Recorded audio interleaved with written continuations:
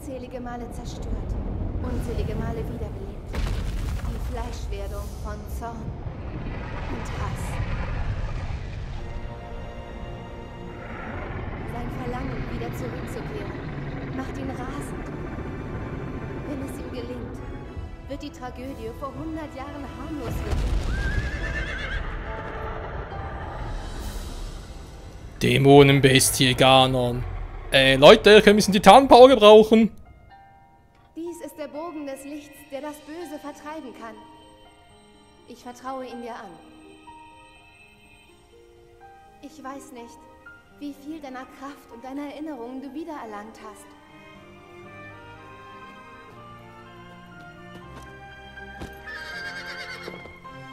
Aber ich glaube an dich. An dich und deinen Heldenmut.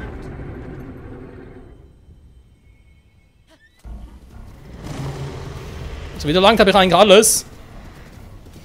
Man muss zugeben, ich habe ein bisschen Schiss von dem Typen. Ganons Hass umgibt ihn wie ein Panzer. In diesem Zustand dringt... Der muss erstmal hier einen Lichtbogen abholen. Der Bogen, den du vor dem Kampf gegen Dämonenböse Ganon von Zelda erhalten hast, und den Helden entspannt, sammelt sich Licht aus der Verheerung bannen kann. Okay, dankeschön. Ich werde diesen Hass zurückdrängen. Deine Kraft ist sehr gering. Du musst die leuchtenden Stellen treffen. Okay, ich sehe noch nichts Leuchtendes. Ich wünsche dir Glück. Ja, danke. Wo bist du überhaupt? Ey, da ist der fett.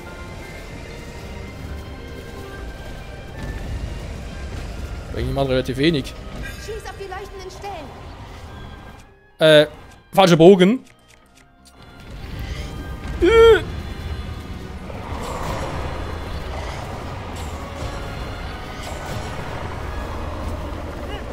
So, jetzt von der anderen Seite auch noch. Man wird immer schwächer. Ja, ich muss nur ganz kurz erholen. So, geht die da? Ist ja voll verschlossen, hi wohl. Na, Ganon, siehst du mich? Du bist viel zu groß, oder? Du siehst mich gar nicht. Also, ein bisschen lahm bist du schon, wa? Oh. Ich hab nichts gesagt. Nee, nee, ich war das nicht. Epona, du hast sie gehört. Jetzt schnell.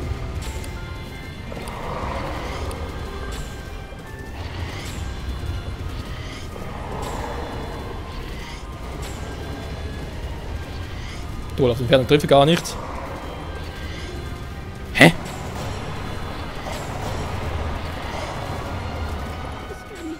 Ich verlange zurückdrängen. Ja, ich würde gerne auch ein bisschen hinten machen. Er Oh. wendet sich vor Schmerzen. Ich frage mich trotzdem, wo bist du überhaupt, Zelda? Bist du in ihm drin oder was? Man sieht noch regelhaft vor. Epona, schnell da! Alter. Danke, Epona. Zelda, ein paar Punkte wäre jetzt ganz schön. Ein paar helle Punkte. Die leuchtende Stelle. Ernsthaft?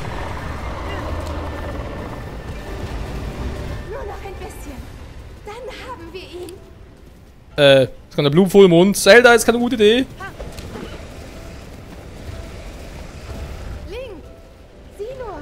Sieh dir Ganons Kopf an. Das ist ziemlich hässlich. Oh, jetzt sehe ich's.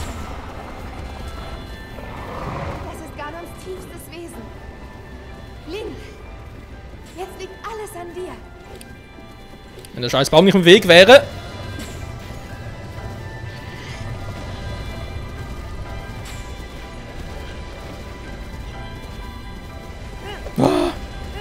Bogen des Lichts!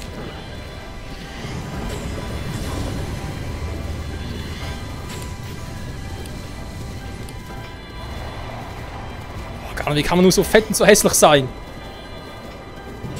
Du musst dir Ganons Angriffe zunutze machen. Ja, ja, ich weiß, ich warte nur. Ich habe genug Pfeile, von dem her gar kein Thema. Hä, ich treffe ihn doch.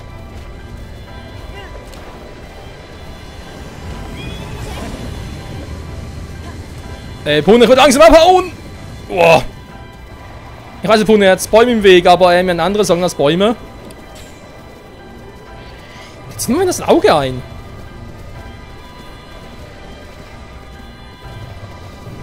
Ja, ich sehe nichts mehr.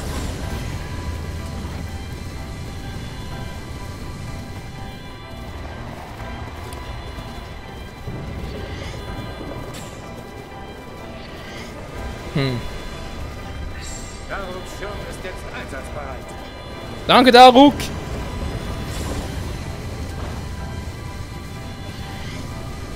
Link, nutze den Aufwind. Jo, wäre auch eine Variante, wa?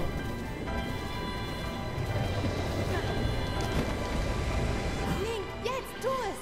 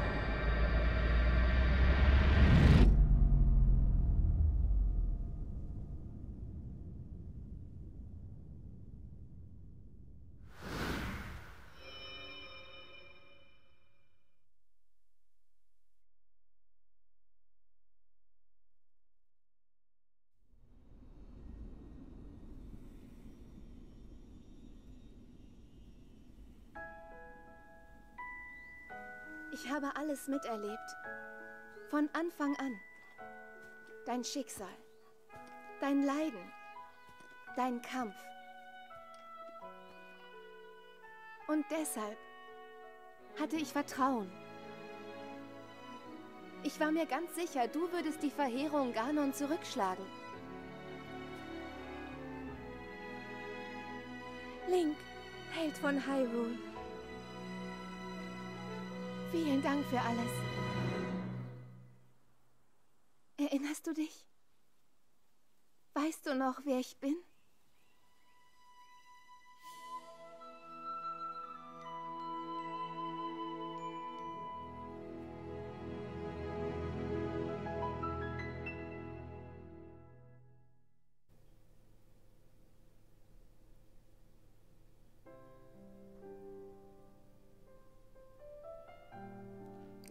Und wie sich Link erinnert. Und wir natürlich auch. Ja, Freunde, das war's mit dem Let's Play zu Legend of Zelda Breath of the Wild. Zumindest was Story-Modus anbelangt, haben wir das schon mal zu 100% gemacht. Ein bisschen was fehlt noch für die 100% und zumindest, dass er noch machen will. Aber ich würde sagen, Link hat getan, was er konnte und auch wollte. Und er hat sich jetzt eine Pause verdient. Mehr als eine normale Pause. Genauso wie Zelda. Ach, Freunde, das Ganze hat über 130 Parts gedauert, das Let's Play. Bis hierhin, also kann man echt sagen, vom Beginn des Story-Modus bis hier zum Ende. Über 130 Parts, mittlerweile sind 135 oder so. Wenn ich es gerade zurecht schnell auf 2 Parts, könnte hinkommen. Es war ein Auf und Ab für mich persönlich, muss ich zugeben. Denn ja, ich meine, Breath of the Wild, wir haben so lange auf das Spiel gewartet, ich meine, gut, es war damals schon bei der Wii so mit Skyward Sword, aber seitdem es, ja, halt so nach einem Ableger für die Wii U wurde immer wieder angekündigt, immer wieder verschoben, wir haben diverse Teaser gesehen und so, mit Link und Wächter, artige Pfeile haben wir damals schon gesehen und dann kam kam doch noch die Meldung von wegen, ja, es erscheint jetzt endlich für die Wii U, aber auch für die Switch zum Launch. Dachte man sich so, okay, halt schauen, was das Game so bringt, weil es hat ja einen Grund, wieso es lange gedauert hat, bis das Spiel endlich rauskam, denn die Entwickler wollten endlich wieder zu den Wurzeln zurückkehren. Was heißt das konkret? Das heißt, zum Prinzip einer offenen Spielwelt, wie es sie bereits auch schon beim ersten Ableger bei Legend of Zelda gab, damals 1986, glaube ich. Und es ist ja so, wenn es mal so betrachtet, ich gehe jetzt echt mal die ganzen Punkte einzeln durch und so und beurteile dann, ob positiv, negativ, ihr wisst ja, Fazit und so zu den Credits, oder ja, während den Credits halt, dann muss ich halt schon sagen, okay, Breath of the Wild, der Faktor Open World, wirklich im Prinzip Rollenspiel, Action-Adventure, eine offene Welt, was hat heutzutage also dazugehört, hat es, wie ich finde, mehr als erfüllt. Es ist eine riesige Welt, ich glaube, die bisher größte Welt überhaupt an einem Zelda-Spiel. Und vor allem natürlich, was den Open-World-Faktor noch grandioser macht. Du konntest überall hin. Alles, was du gesehen hast, jeder Ort, jeder Berggipfel, alles, du konntest überall hin, du konntest sogar klettern. Natürlich mit der Ausdauerseite kam mit Skyward Sword wieder zurück, fand ich auch sehr schön. Und dann, was natürlich auch sonst dazugehört, war Open-World-Faktor, heißt, du musst ja Essen zubereiten, Tränke zubereiten, damit du wieder heilen kannst. Früher waren es noch Herzen, die du im Gras gefunden hast, finde ich jetzt aber auch wesentlich besser nach dem Prinzip. Finde ich, hat das Spiel sehr, sehr gut umgesetzt. Genauso gesagt auch mit dem Kletterfaktor, auch wenn es halt regnet, dass man halt abrutscht und ja, wenn es regnet und blitzt, dass man halt vom Blitz getroffen werden kann, wenn es von Metall halt angezogen wird, du musst halt Holzgegenstände ausgerüstet haben oder, wie ich es halt hatte, noch einen Blitzhelm. Donnerhelm geht natürlich auch ganz gut. Natürlich halt pro Terrain, sag ich jetzt mal, auch an der Rüstung hat es gebraucht, wenn halt die Wüste war, hast du einen Wüstenschutz oder einen Hitzeschutz gebraucht, im Todesberg einen Brandschutz, wenn du Feuer gefangen hast, etc. etc. Also insofern Open-World-Faktor 1A umgesetzt. Und wenn wir schon mal beim Thema sind, was natürlich auch wichtig ist für so ein Spiel, Open-World-mäßig halt, ist natürlich auch die Entscheidungsfreiheit. Beziehungsweise vor allem halt für die Zelda-Reihe. Weil war ja schon immer so ein Punkt, welchen Tempel mache ich als nächstes? Also welchen Punkt in der Story gehe ich als nächstes ab? Das war in der Vergangenheit ein bisschen zweigeteilt. Ich meine, es gab Spiele, wo man ein bisschen mehr Freiheit hatten, andere hatten man gar keine Freiheiten. Bei Dredas lässt gerade danach, okay, dann schlecht. Aber so eine Freiheit, die man hier hatte, hatte man noch nie. Wortwörtlich. Da konntest du die Story so machen, wie du wolltest. Du konntest, wenn du wolltest, zuerst alle Sidequests machen, dann die ganze Story und so. Zuerst Story, dann Nebenquests. Es war einfach der Hammer. Ja, und dann, wenn man schon dabei ist, es ist ja auch ein Zelda-Spiel, waren auch die Zelda-typischen Faktoren vorhanden. Ich meine, wir hatten die verschiedenen Völker in der Zelda-Reihe. Wenn es war jetzt nichts Neues, es gab Gerudo, Zora, Orni, Gerudo, Gronen, Entschuldigung, Gerudo hatte ich schon mal, genau, Gronen, die Krogs hatten wir alle schon in anderen Spielen, aber noch nie so vereint. Und dann natürlich auch das Typische mit den Herzen. Wie gesagt, konnte man hier halt durch Tränke auffüllen. Herzteile gab es keine, dafür Herzcontainer wieder, Ausdauercontainer war neu. Und wir hatten natürlich die Schreine. Und von der Funktion her, das Schreine, ich meine, so ein Schrein, Zeichen der Bewährungszeichen, das war im Prinzip ein Viertel Herz, könnte man sagen. Ein Herzteil, sage ich jetzt mal, und von dem her auch sehr gut umgesetzt. Wie gesagt, vor allem Bezug natürlich auf die Ausdauer-Container. Fand es bei mit den Schreinen sehr, sehr gut. Es war vielleicht ein bisschen viele Schreine, es gibt insgesamt 120 Schreine über die Welt verteilt. Aber die Welt ist relativ groß hier und deswegen muss man sagen, 120 Schreine. Fast jeder hat eigentlich eine komplett andere Prüfung drin. Klar, andere haben ein bisschen die Kraftprüfung und so. Aber trotzdem, die Schreine, gut, das ist jetzt etwas Neues in der Zelda-Reihe, aber die Rätsel fand ich eigentlich zu mehr als 80% bisher sehr gut umgesetzt. Und hoffen die jetzt natürlich auf mehr, wenn man so will. Natürlich auch die anderen typischen Zelda-Faktoren, die man hat, mit den Rubinen, man hat dann die ganz typischen Zelda-Charaktere, Zelda, Link, Ganon, das Master Schwert, halt die typischen Faktoren, der Todesberg, Gerudo-Stadt und so. ja, halt die Regeln geruht, dass kein Mann rein darf, etc., etc. Auch das perfekt eingefangen und ich hatte am Anfang ein bisschen Angst, dass man das dann so richtig fühlen würde, das Zelda-Feeling, das verloren gehen könnte. Aber fand ich jetzt gar nicht. Es war perfekt umgesetzt und ja, man kann sagen, es ist ein Zelda-Spiel. Es ist nicht in erster Linie ein Open-World-Spiel, es ist ein Zelda-Spiel. Kann man echt so sagen. Echt geil umgesetzt. Nintendo, großen Respekt von mir an dieser Stelle. Ja, kommen wir langsam aber sicher mal zu den Faktoren, die ich jetzt nicht so geil umgesetzt fand, obwohl ich glaube, jetzt kommt ein bisschen Story dazwischen. Ne, ich habe noch ein bisschen Zeit zum Quatschen.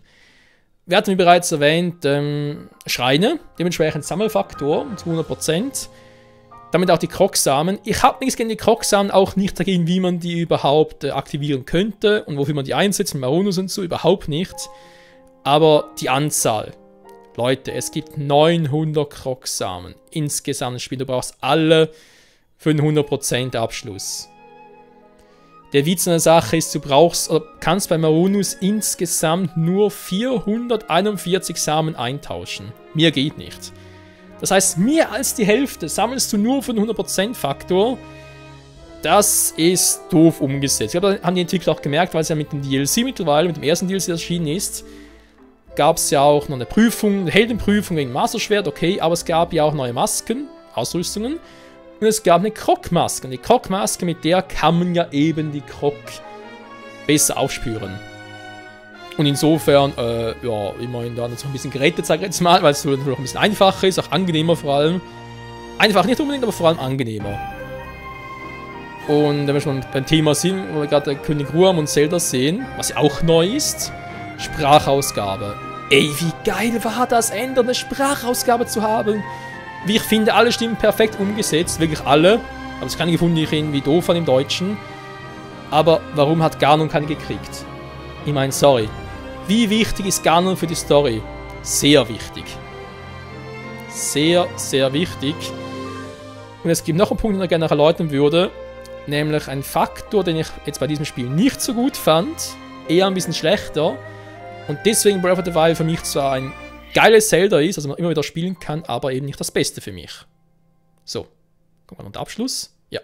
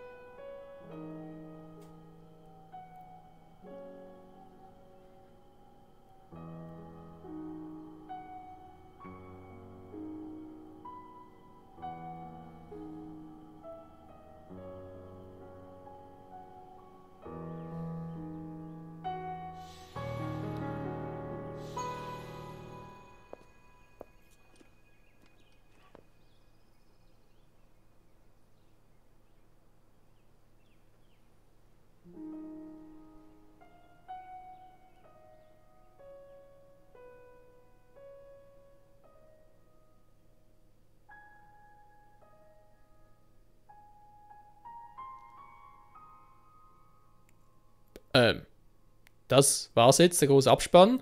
Hä? Ah, gut, kommt noch was. Gut, gut.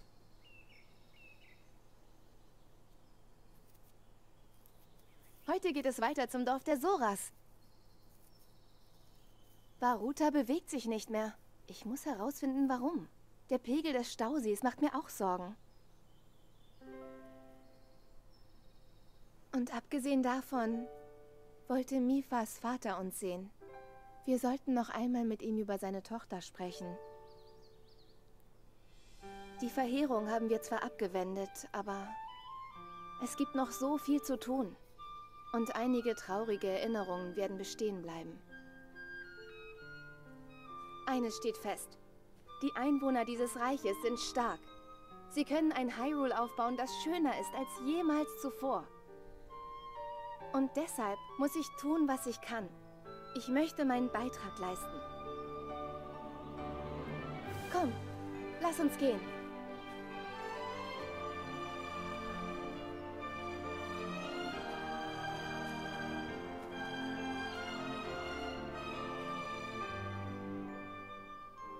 Ich Ich höre die Stimme des Schwertes nicht mehr. Meine Kraft. Vielleicht ist sie durch die 100-jährige Versiegelung verkümmert.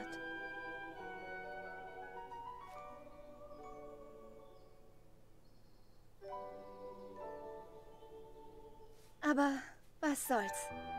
Ich brauche sie nicht mehr.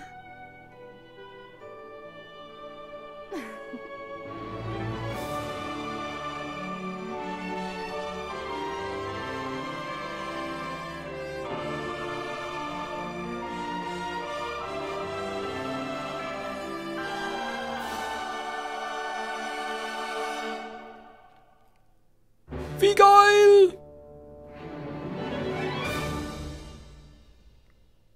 Ja, das wahre Ende, war.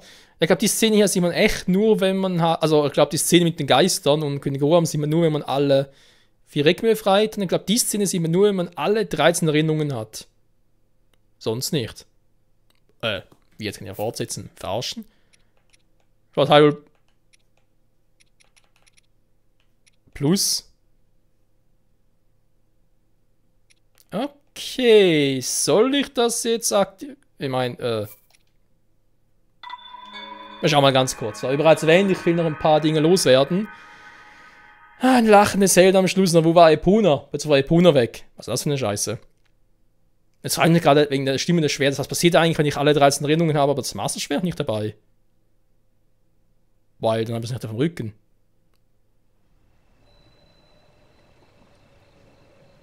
So, wir sind hier noch. Das ist sehr schön. Ich muss gar nicht fighten. Ich gehe hier mal, wa? Ort verlassen.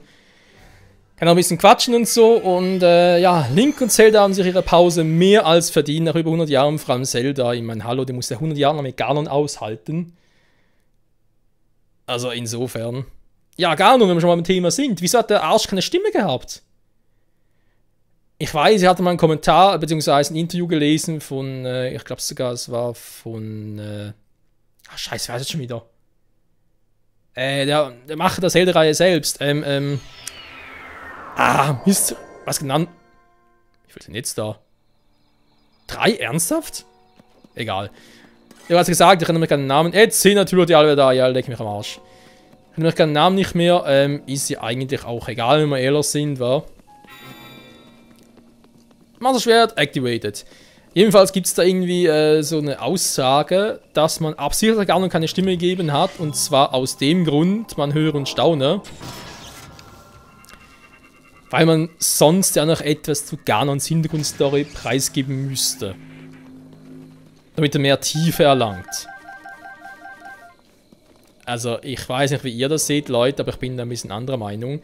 Erstmal, wir kennen Ganon aus anderen Zelda-Spielen. Zweitens, König Rohan hatte auch keine große, wie soll ich sagen, ja. Wieder mal Ganons Tage. Blutvollmond und so von Arsch? Nee. Ja, eben, König Rohan werden auch nicht sehr viel über ihn erfahren, von ihm selbst mal ganz kurz und so, ja, aber trotzdem hat er eine Stimme. Und nach der Erinnerung, wenn man halt irgendwie Bock drauf hatte, ja, das schon, aber, sorry. Deswegen Ganon keine Stimme geben. Ganon, der entscheidend ist für die Story überhaupt. Ich will mal ganz kurz die Dinger besuchen. Mal gucken, wie es denn da aussieht. Finde ich sehr, sehr schade. Sehr, sehr, sehr schade. Ich hoffe, das wird man irgendwann noch ein bisschen fixen und so. Es soll ja, also es gibt nochmal ein DLC. Zu Weihnachten 2017 soll es rauskommen. Das soll noch ein bisschen Story beinhalten. So ich glaube sogar, das, was wir jetzt bisher gesehen haben. Also am Schluss haben wir gesehen, wie Zelda gesagt hat, ja, wir müssen jetzt nochmal so ein Zuras und so, quasi die Afterstory. Und ich glaube, es hieß, man könnte ein bisschen Afterstory zocken, was natürlich sehr, sehr geil wäre. Denn die Story, und damit kommen wir schon zum nächsten Punkt, hat mich ein bisschen enttäuscht. Warum das? Oh, wieso ist hier oben kalt? Warum frieren wir oben gerade den Arsch ab? Ja, gute Preisfrage, aber sagt den Lichtbogen noch? Nee, hä? Wieso ist denn... Speichern wir hier, oder? Ich habe einen Sternsymbol, aber keinen Lichtbogen. Was soll denn der Scheiß? Ja, ich dachte jetzt eben, dass der Lichtbogen deswegen ja aus Stern und so, versteht ihr? Egal.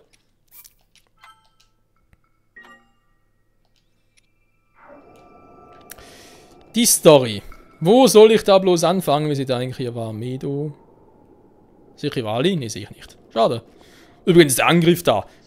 So ein mega Angriff, hat nur die Hälfte abgezogen, wollte ich mich verarschen. Wie stark ist eigentlich Ganon, wenn ich da ohne die 4 Titanen loslege? Kommt da überhaupt irgendwie ran?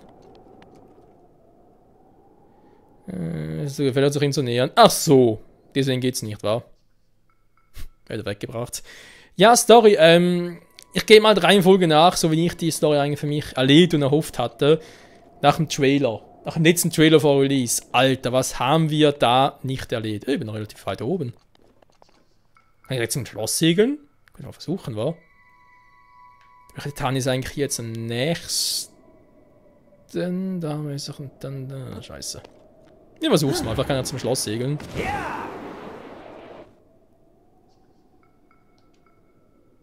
Wow.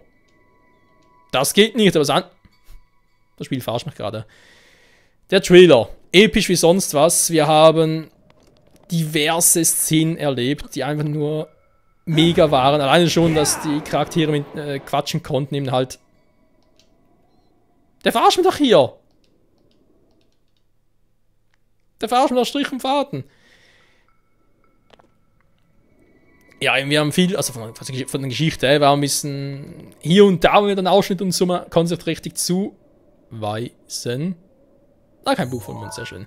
Eben, man konnte da vom Trailer her nicht alles so richtig zuweisen, aber man hat eben gesehen, epische Szenen, Zwischensequenzen, beziehungsweise halt die Erinnerungen von Link haben dort bereits gesehen. Charaktere miteinander quatschen, Zelda, die mit einem quatscht, in Links Armen weint und so. Und natürlich hatte ich mir die Hoffnung gemacht, das wären Szenen, die man nachspielen könnte und nicht erleben würde.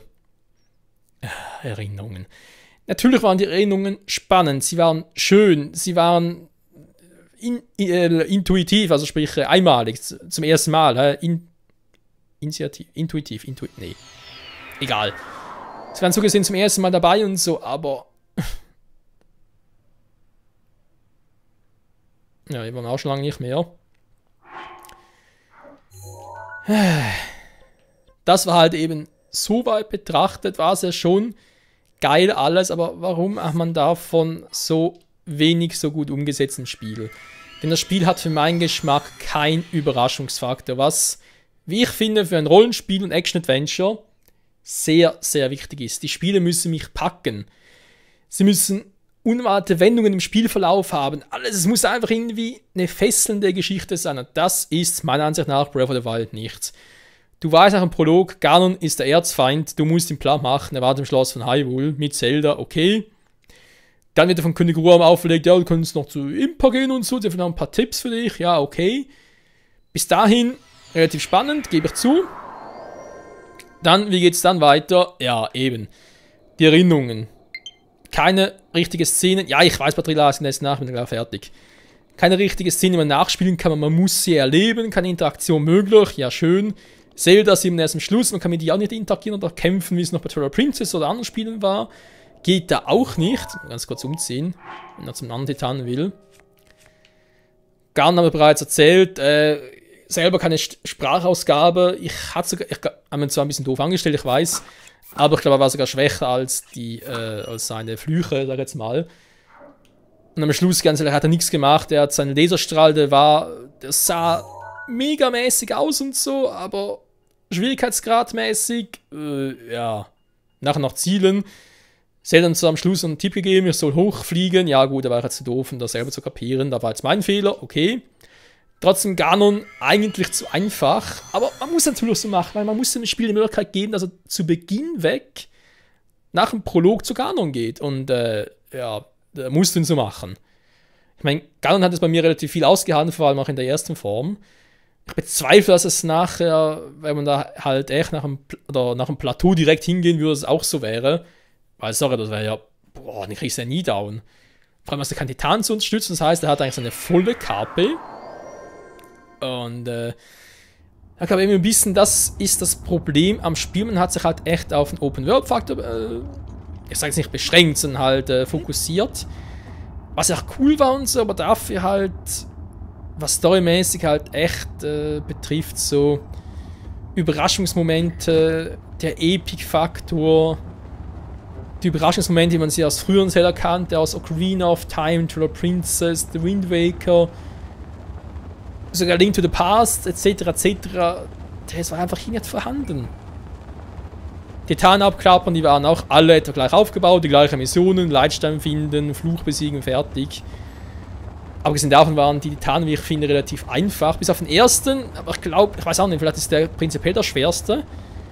Oder war es einfach so, als er mein erster war. Ich weiß einfach, dass die Flüche, Ganons Flüche, die Bosse der Titanen, die sind mit jedem... Das war ein Sternsplitter, sieht so aus, war. Mit jedem weiteren Mal, wo man die bekämpft, sind die stärker.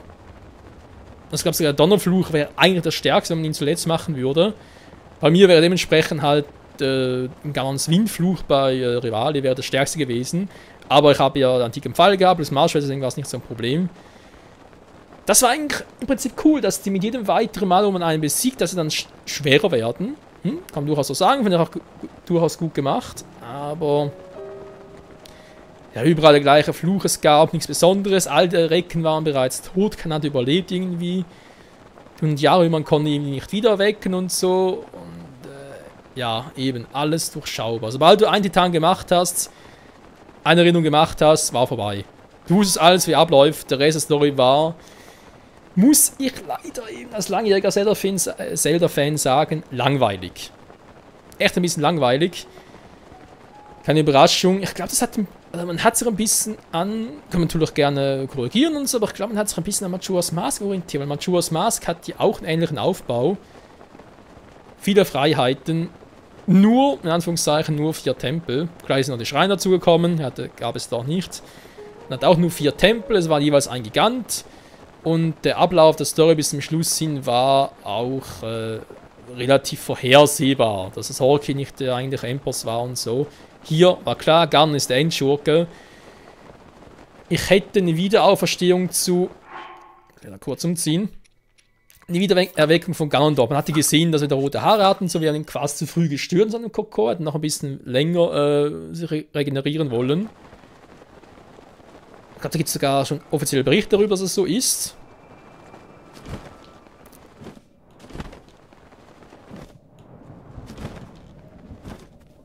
Und ja. Insofern, man merkt ja auch so halt wieder, dass man sich für alle Spieler, egal wie weit sie im Spielverlauf sind, das Ganze halt zurechtlegen wollte. Aber eben. Warum nicht ein Ganondorf oder Ganon? Ich meine, von Ganondorf wusste man da nichts. Vielleicht von Gerudodorf, weil, was kann der Name nicht mehr? Scheiße. Urbosa war. Oh, es blitzt gerade. Genau, Urbosa war diejenige, die als wir den Titanen befreit haben, hat sie irgendwie was erwähnt, von wegen, ja, es wäre vor allem ihre Aufgabe, weil ja Ganondorf ursprünglich, oder weil Ganon ursprünglich zu ihrem Dorf gehört und so ein Gerudo war. Ganondorf logischerweise. Aber warum das nicht einbinden? Warum nicht, wenn man weiter im Spielverlauf ist und sich deswegen mehr Zeit gelassen hat, dass deswegen Ganondorf zurückgekehrt wäre? Man gegen den Fight muss, am Schluss nochmal gegen Ganon. Das wäre auch mal so geil gewesen, aber nee. War leider nicht so. Sternsplitter, okay. Ist es... Oh, cool. Ja, so einer.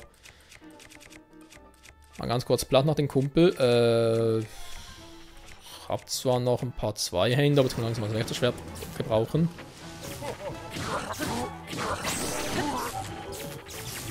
Vergiss es! Ey, es wird gleich blitzen, ja? Ja, er war zu nah. Ja, so kann's gehen. Dass sie das nichts ausmachen, gut, sind nicht nur Knochen, war.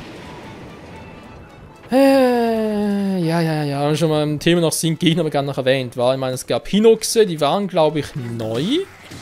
Andere Gegner waren natürlich mehrfach schon vorhanden. Die Leunen gab es, glaube ich, seit dem ersten Zelda und glaube seit Link to the Past nicht mehr. Fand ich aber auch eigentlich gut umgesetzt, vor allem ein bisschen zu stark und so, wegen Weißleunen und so. Aber auch da haben wir wieder gesehen, wenn wir beim Thema sind. Oh Gott, die antike Ausrüstung, cool. Je weiter man im Spielverlauf war, desto stärker wurden die Gegner, beziehungsweise je mehr Gegner man besiegt hat, desto stärker wurden sie auch. Plötzlich weiße Gegner aufgetaucht und so, die übelst stark waren. Auch da, genial umgesetzt. Das ist natürlich wieder so ein Faktor, wo man sich sagt, okay, du hast die Entscheidungsfreiheit, aber je mehr Zeit dir lässt und auch sind da ein paar Menschen. Sieht so aus, wa? Ja. Je mehr Zeit du dir lässt und je mehr Gegner du platt gemacht hast, desto stärker werden auch die Gegner.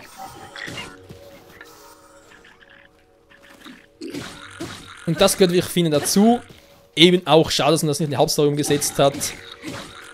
Wäre cool gewesen, die Story ein bisschen spannender gewesen wäre und nicht so, ja, du weißt, wo du hin musst und dann ist fertig. Dann am Schluss irgendwie so ein großer Abschluss und so. Naja, was soll's, man kann nicht alles haben. Aber wie auch schon bereits erwähnt, es gibt ja noch eine zweite Story, die soll ja auch noch irgendwann kommen. Ah, das Code ist nicht tot. Wenn du es brauchst. Danke, Mann. Alles klar bei euch. Ja, innen sind so Faktoren, wo man sich sagt, vielleicht mit den nächsten Updates kommt noch irgendwie etwas dazu oder mit den nächsten DLCs kommt ein bisschen mehr Story dazu und sich noch mehr mit den Charakteren befassen kann, vielleicht noch ein bisschen mehr mit Ganon oder Ganondorf. Ich hoffe sogar, ja, ich weiß nicht genau, das nächste Zelda-Spiel, was wird das genau sein? Kommt es nach Breath of the Wild, vor allem auch wegen der Art und Weise, wo soll man das in der Timeline einfügen, aber das ist ein ganz anderes Thema, das würde noch mal eine Stunde lang dauern, bis ich das erklärt hätte, wie ich mir da so Gedanken mache. Nee, das ist auch mein Fazit dazu, wie ich momentan zu Breath of the Wild stehe. Eigentlich alles gut gemacht, bis auf die Story. Die hätte man besser, beziehungsweise spannender gestalten können. Mit ein bisschen mehr Wow-Effekt und so. Maxi trifft, ich will nach Hause. Ja, ich gehe auch gleich. Und dementsprechend, ich würde momentan für meinen Geschmack immer noch Skyward Sword an erster Stelle stehen. Einfach nur wegen dem Story-Faktor. Den fand ich da so episch gemacht. Ich glaube, da gibt es kein Spiel, was den irgendwie toppen könnte. Vielleicht schon irgendwann. Knapp gefolgt von Twilight Princess und Ocarina of Time. Dann vielleicht Breath of the Wild, weil Breath of the Wild hat einen Faktor, wo ich ganz kurz anmerken muss, den noch kein anderes Spiel hatte, außer Majora's Mask. Und zwar der Wiederspielwert. Wie bereits erwähnt, bei Skyward Sword, Twilight Princess, Ocarina of Time, wenn du es einmal gespielt hast, weißt du, wie es geht, fertig. Bei Breath of the Wild weiß es zwar auch, aber du kannst ja überall hin, wo du willst. Du kannst Wege gehen. Ihr könnt zuerst Master Schwert holen gehen und dann Titan machen. Ihr könnt zuerst alle Titan machen, Master Schwert. Ihr könnt ganz andere Dinge machen und so. Master Schwert gar nicht holen. Zu Ganon gehen, mal gucken, was dann passiert und so Sache. Also, man könnte das Spiel auf so viele unterschiedliche Weise spielen. Klar, Majora's Mask hat das ja auch. 4 Tempel kannst du abgehen, wenn du wolltest. Aber hier ist noch ein bisschen mehr, wie ich finde. Und deswegen wieder Spielfaktor 1A. Und ich werde sicher noch ein paar Mal spielen, das garantiert auch alleine schon, um alles zu finden und so. Jetzt die Frage, wie geht's weiter, wa? Vielleicht der Schwer plus, aber ich gleich, okay. Ja, wie geht's weiter hier mit dem Spiel? Ich habe bereits erwähnt, das ist der letzte Part zur Hauptstory. Jetzt gibt es erstmal eine kleine Pause von vielleicht ein paar Wochen, vielleicht auch noch ein paar Tage.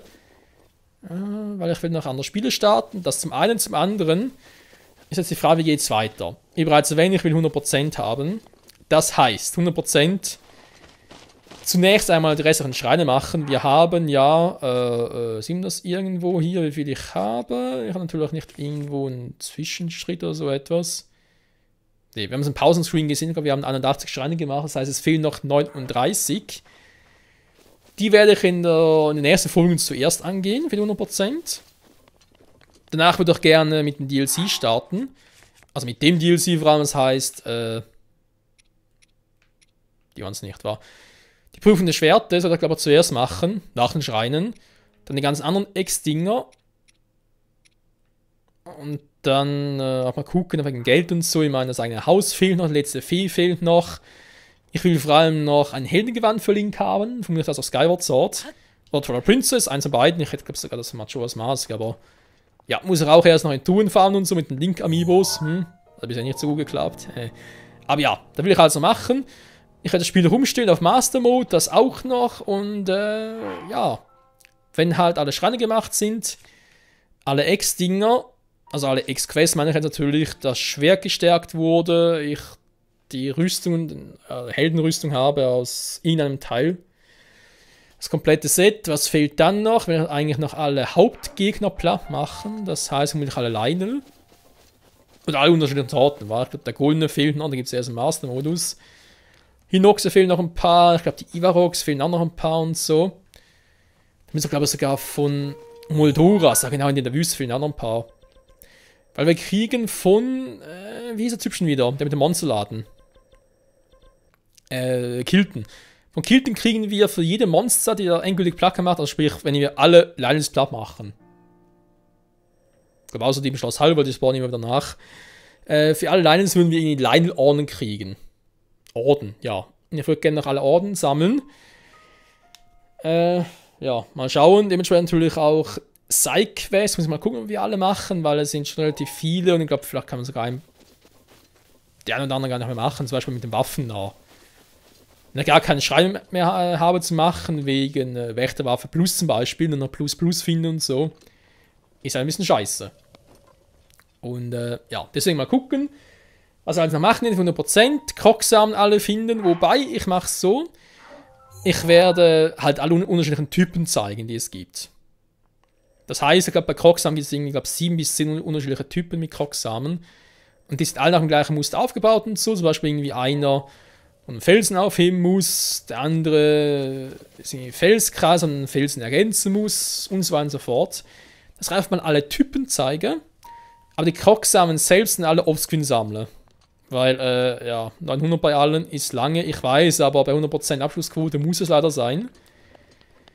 Dementsprechend natürlich noch eine Weile dauern, es wird ab und zu mal ein paar neue Parts geben, DLC und so, und dann will ich eigentlich auch noch das zweite DLC noch machen. Das kommt zuerst Weihnachten und so, aber bis dahin bin ich dann mit den Krocksamen und so weiter durch.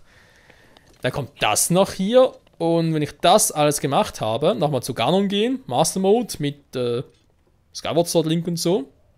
Noch platt machen, gucken, was dann passiert. Und ich hoffe, dann noch einen Rekord aufstellen mit der Zeit, weil ein bisschen schneller könnte ich eigentlich schon sein, weil es auch ein bisschen lahmarschig diesmal. Und wenn das alles gemacht ist, will ich Breath of the Wild noch einmal starten. Allerdings auf der View und im Speed-Mode. Das heißt, ich mache das Plateau, was er machen muss, logischerweise, und gehe dann direkt zu Ganon. Allein schon zum Gucken, was dann alles nicht passieren würde und auch wie schwer es ist. Wenn wir das so auf der View da machen, weil ich es auf der View habe, das Spiel, und ja, mal schauen, dann sehen wir auch mal die Grafikverhältnisse 1:1 vergleichen und so. Aber egal. Freunde, in der Hinsicht sage ich vielen Dank fürs Zusehen. Link bedankt natürlich auch. Wir werden in der nächsten Folge wieder ein paar Kollegen sehen, vielleicht sogar wieder Wolfie und so. Ich werde mich dann, wie gesagt, dran machen mit den Kostümen für Link. Vor allem da, ja, eben die Helden-Outfits aus vergangenen Zelda-Teilen. Wenn noch ein bisschen philosophieren und so. Vielleicht sogar noch ein bisschen über die Timeline, wo man das Spiel einordnen könnte. Etc. Machen eben noch alle Schreine, Ex-Dinge und so. Aber es kann ein bisschen dauern. Ein paar Tage, ein paar Wochen vielleicht bis zum nächsten Part, und dann ein bisschen unregelmäßig, nur alle paar Tage neue Parts und so. Aber ja, alles dann für die 100%-Quote. Sie hat noch viel vorbereiten. Aber naja, wird schon werden. Wie dem auch sei, vielen Dank fürs Zusehen und hoffentlich bis zum nächsten Mal wieder hier bei Legend of Zelda Breath of the Wild. Mit endlich wieder Michael in der Hauptrolle. Der Link steuert, denn Link hat genug. Er braucht dringend Urlaub. Ciao zusammen. Ja, ich weiß. Zum dritten Mal jetzt schon. Okay. Tschüss.